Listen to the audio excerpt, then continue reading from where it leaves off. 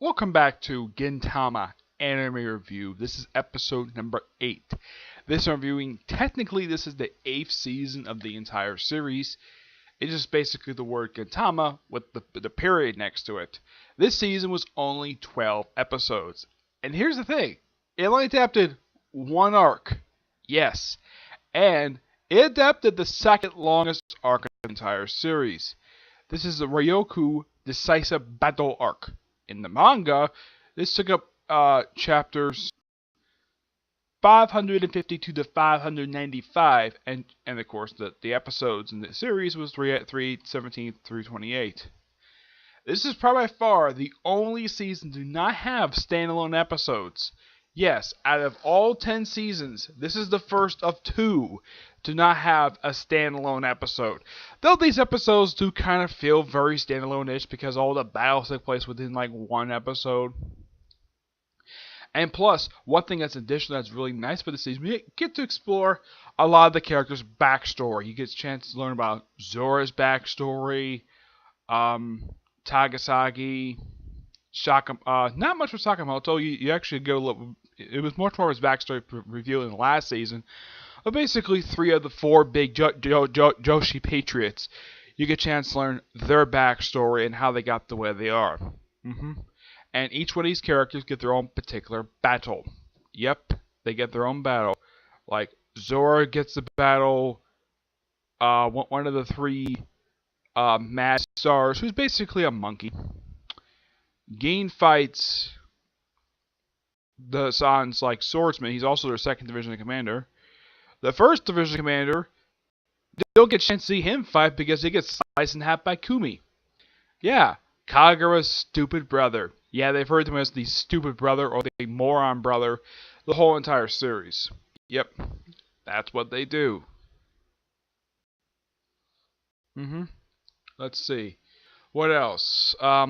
They also have, before they get to the planet itself where they're fighting on, matter of fact, the whole arc, most of it takes place on one planet.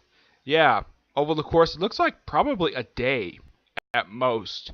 And we also see Nebu. She comes back just for the opening episode, and then she's never seen the season ever again. As far as I know, she does show up in the following. She does show up in the last arc of the series, but she doesn't return after that particular thing. And she's wearing a completely different outfit because the Mitsugumi kind of disbanded. Yeah, they kind of disbanded until she's basically still has her sword, and she kind of wears kind of like a komodo in a way. But yeah, she's hired. She hires odd jobs to, because they're on the run from the Shogun because, well, Gin punched the Shogun in the previous season. So they basically head out some underground. It's not the Yakuza. Yeah, I'm a little surprised he didn't go there. I'm sure he would have been happily welcomed there because he is their savior. But instead he goes to some other underground. And apparently the Joshi rebels basically acting like his bodyguards. Yep. So, and this is probably by far the only season, well, probably the first season of the series where the Takashi's group gets to team up with Gin's group. Yep, they get a chance to team up. Though Basharu, I think that's his name, the guy who was kind of one of the bad guys of the Shingumi Crisis arc. Yeah, he comes back in this thing. He actually does play a role first time in a while in the series. And you get a chance to see him doing all his moves, basically. He gets to slice and dice a bunch of aliens. Yep. And the main villain of the series, Oshudo, basically overthrows the hierarchy of the pirates by killing all the elders via blowing them up. Yep. Excuse me. Yep. And pretty much they have Kagura's father fight the main villain for a good period of time. He even weakens him. Yeah, he actually severely injures him by chopping up his arm, though he grows it back anyways. He also gives him a crystal that basically weakens him. Yep, the crystal he was originally supposed to give to his wife before she passed away. Yeah, he was planning on giving it. And you also get a chance to see in a flashback of how Kumi chopped off his father's arm. Yep, that's actually shown in the flashback. You get a chance to see more of that. It seems like almost a lot of the characters who don't get much development in the core series, you get to see sort of their backstory in the way. We also get a chance to see how Kagura's father met her mother. Now, the mother is never seen the whole series until this episode. And wow, her mother looks almost exactly like Kagura. Except, and oh yeah, she even wears those hair pieces. Yeah, and apparently she's some immortal, and get this. She was actually from the Yato's home planet. The planet where Kagura's from is not their home planet. Nope, that's not the planet of the Yato's birth. That was an abandoned planet. Yes, the planet is abandoned, and the place is a crap hole. This place is terrible. It's worse than how yeah. There's ruins over the place. Yeah. Let's see. And eventually, like toward the end of the season, while after they defeat Yasudo, they have it where Kamui basically fights his father briefly, then he fights his own sister, he fights Gin. It's like it seems like he fights almost everybody. He fights Gin, he fights his own subordinate, he fights like 4 characters over the course of 3 episodes. Yeah, the last 3 episodes is basically dedicated to Kumi's fight with his own family, and of course his sister's newest friends. I gotta say, fantastic season. We also get a chance to see how, like, kind of in a way, like, apparently the name Zura is actually not only a nickname of Katsura's, but also sort of another personality of his.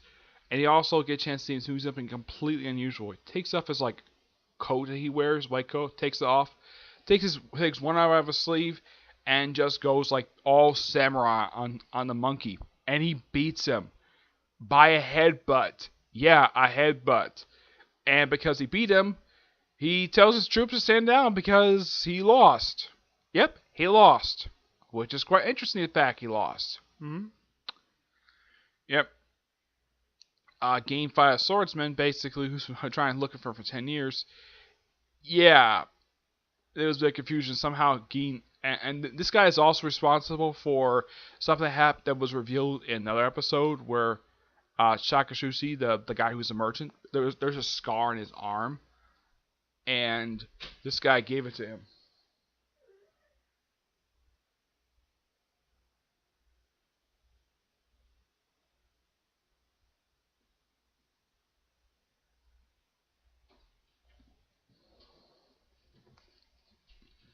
Yeah, with his beam saber. Yep, with his own beam saber.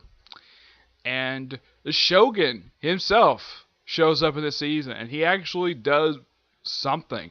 He's first like, yeah, they take his ship really easily. Like, they have a Katsura, like pretty much like the odd, like they have Gin, Shinpachi, Banshin, and Katsura and Sakamoto. They just storm his ship really easily. Somehow the Shogun has his own fleet. I get kind of the reason why he probably would, because he is a Shogun. His predecessor never went to space, but he did. This new Shogun, yeah, the guy who's a complete jerk. And now, last season, Gin punched him in the face. This time was Boston, who actually also lost his teeth as well. So he's basically, the rest time we see him, he's with a bandage over his nose because he broke his nose. Yep. And he's basically kept sort of like a locked up guest in a way. He's kept fed. He's given appropriate room, probably for a Shogun. And he's even briefly taken over by the 3rd Division Commander, who's basically a virus. Yeah, a computer virus. He briefly takes him like, of all people, why the frickin' Shogun? That makes no sense at all.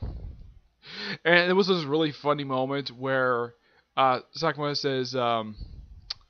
says the Shogun having fun staring at Masu's butt. Then he just breaks the pipe, and I thought it was so funny, and then they sort of swap places, and then Sakamoto just has fun staring at his own subordinate's rear end, and it's just so funny.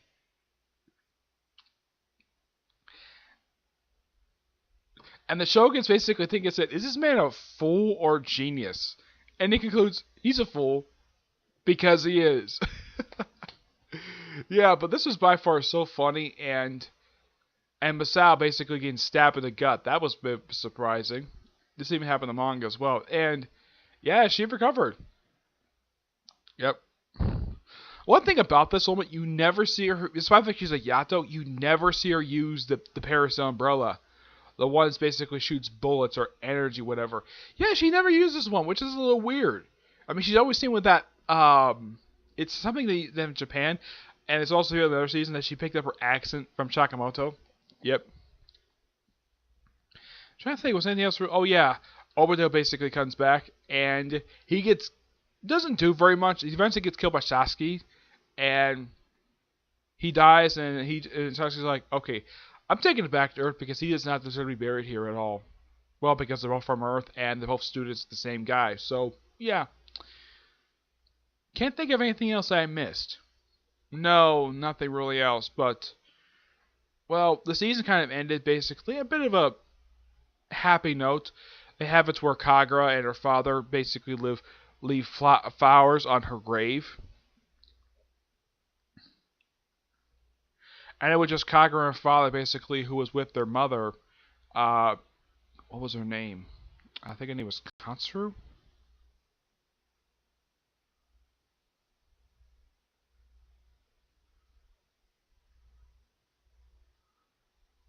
Koka. Yep, that's her name, Koka. Yep. So by far, really excellent season. The next season of the show is basically made up of all the remaining arcs that were not adapted at this point prior to Silver Soul, which is nice the fact they did that, but it's kind of weird to do this kind of out of order. But yeah, my next bit I'm going to do is my review of the newest episode of Attack on Titan. Look forward to that because this is also the finale of the Uprising arc. Okay? But until I see you in the next review, bye.